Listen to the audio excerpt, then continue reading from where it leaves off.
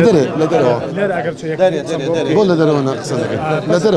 داري داري داري اخذ دبابتين دري سلطان بله بله ترکیه چکی کیمیایی اتو بکردن اما لدري اقصدك ماشي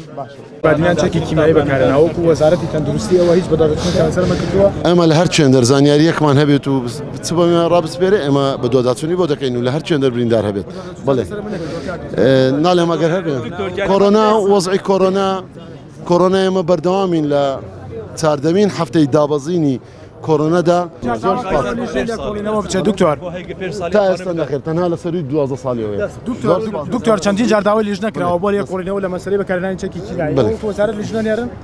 دکتر يك دقيقه يك باری دقيقه کورینه دکتر نه جدوانه کین توانم که خویان خدا ماسک کانشام دكتور لما برا برا برا برا برا برا برا برا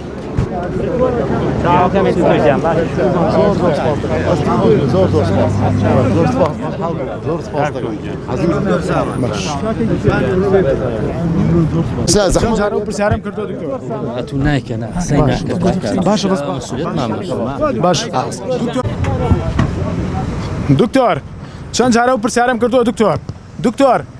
چند جار او پرسیارم لیکن جواب نمیام دکتر دکتر